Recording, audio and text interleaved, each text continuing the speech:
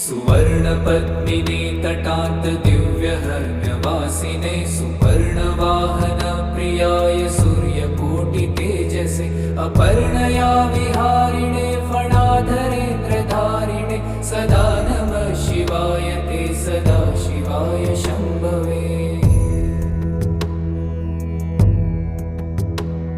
सतुङ्गभङ्गजह्नुजा सुधांशुखण्डमौलये पतङ्गपङ्कजा सुहृत्कृपीठयोनिचक्षुषे भुजङ्गराजमण्डलाय पुण्यशालिबन्धवे सदा नमः शिवाय ते सदा शिवाय शम्भवे।